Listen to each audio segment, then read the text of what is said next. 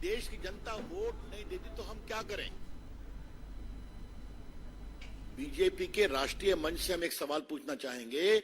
सोनिया जी, राहुल जी, अब खरगे जी से कितना पूछा जाए देखते हैं। आज भी तो उनका नंबर 3 ही था प्रायोरिटी में, हालांकि वो राष्ट्रीय अध्यक्ष हैं। अगर देश के लोग आपको वोट नहीं देते और आगे नहीं देने वाले हैं तो हम क्या करें? अगर राहुल गांधी की ये अपेक्षा है कि भाजपा के मित्र उनके लिए कैंपेन करें तो ये तो हम करने वाले हैं नहीं, क्योंकि उनका तो स्टॉक मार्केट इतना गड़बड़ाया हुआ है। और आज मैं कांग्रेस के लोगों को एक बात कहना चाहूंगा। हम भी चाहते हैं कि विपक्ष के रूप में कांग्रेस पार्टी पनपे, कितना पनपे उनका विषय है, लेकिन कांग्रेस पार्टी अब समझे कि जब जब राहुल गांधी से मुंह खुलवाएंगे तब तक स्टॉक मार्केट को और गिरेगा।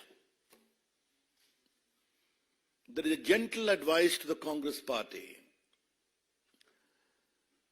We wish you well, but realize now the more you allow Rahul Gandhi to speak, the more you are losing the ground in the country. अभी आप सोच लीजिए। अब थोड़ा सा राहुल गांधी ने जो झूठ बोला है कि हमारा पूरा बैंक अकाउंट फ्रीज कर दिया, तो हम क्या करें, तो आज रिकॉर्ड को स्ट्रेट करना जरूरी है।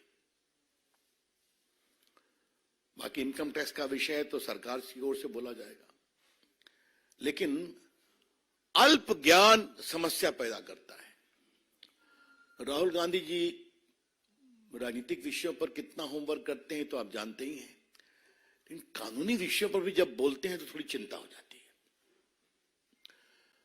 इनकम टैक्स एक्ट का एक सेक्शन 13A है जिसमें सही है कि पार्टियों पर इनकम टैक्स नहीं लगता, लेकिन पार्टी को अपना रिटर्न हर साल फाइल करना पड़ता है, जिसमें बताना पड़ता है कि 20,000 तक कितने हमारे डोनर्स हैं, 20,000 से ऊपर कितने डोनर्स हैं। और अगर आपने ये नहीं फाइल किया हर असेसमेंट ईयर में तो आपका ये एग्जम्पशन खत्म हो जाता है। ये है section 13A। Let me repeat, under the income tax act section 13A, there is a clear provision that the political party is exempted from income tax, provided they file their return every year as to how much money has come of 20,000 rupees and duly certified auditor's report as to how much they have received from big donation. If you don't do it, you lose that exemption. ये बहुत basic चीज है जिसको समझना चाहिए। अब थोड़ा हम आपको बता दें कि ये जो चिल्ला रहे हैं, 6/7/21 को असेसमेंट ईयर 18-19 के लिए ऑर्डर पास हुआ कि उन्होंने रिटर्न फाइल नहीं किया था। तो रिटर्न फाइल नहीं किया तो एग्जम्पशन खत्म हो गया। एग्जम्पशन खत्म हो गया तो 105,17,29,635 रुपए का डिमांड रखा गया। और मैं आपको बता दूं, इनकम टैक्स एक्ट में धारा 220, धारा 221 में इस बात का पूरा प्रावधान है। कलेक्शन एंड रिकवरी 10 सेक्शन है।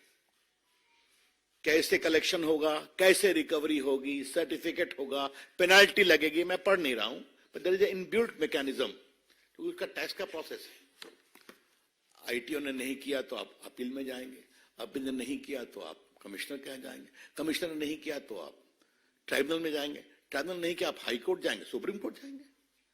इससे ना संजय मयूख को मतलब है, डॉक्टर पात्रा को मतलब है, ना मुझे मतलब है, ना भाजपा को मतलब है। This is a routine tax process. और राहुल गांधी ने सफेद झूठ क्यों बोला है, यह आज देश को भाजपा के राष्ट्रीय मंच से जाना जरूरी है।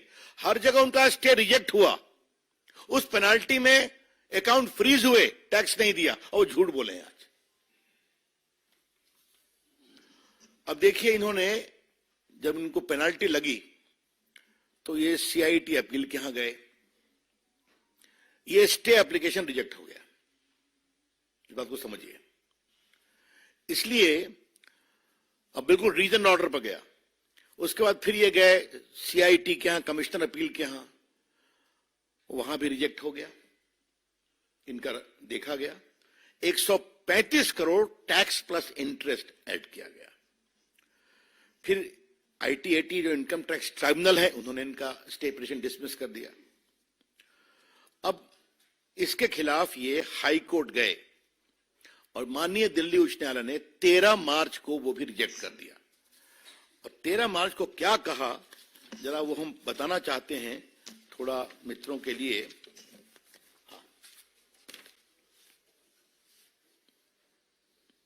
Court remarked that it was badly handled matter and somebody from the Congress office went to sleep right from 2021. Merely because someone chose to wake up and put you on notice in February will not change those facts. फिर court ने बाकी किया, इनका लंबा order है, इसको reject कर दिया। अब ये सुप्रीम कोर्ट गए हैं, सुप्रीम कोर्ट में 1 अप्रैल को सुनवाई है। राहुल गांधी जी, आज आपने अपनी प्रेस में इसको क्यों छुपाया? आपकी पार्टी अपील में गई, आपकी पार्टी ITAT में गई, आपकी पार्टी हाई कोर्ट में गई, आपकी पार्टी सुप्रीम कोर्ट गई है, आपने क्यों छुपाया? और जैसा हमने बताया, इनकम टैक्स में इस बात का प्रावधान है कि अगर आपके पास ड्यू है, आप ड्यू नहीं देंगे तो रिकवरी में आपका बैंक अकाउंट फ्रीज हो सकता है। और जहां तक मेरे को स्मरण आता है कि लियन 135 करोड़ का इनके बैंक अकाउंट पर कोर्ट ने डाला था कि आप 135 करोड़ मत छूइए, बाकी ऑपरेट करिए। देखिए समस्या क्या है, कांग्रेस पार्टी हिसाब किताब रखना भूल गई है। कोई दिक्कत नहीं है उसमें। जो हमारे वरिष्ठ पत्रकार बैठे हैं उनको याद होगा, कांग्रेस के एक अध्यक्ष होते थे, न खाता न बही, जो डॉट डॉट कहे वो सही।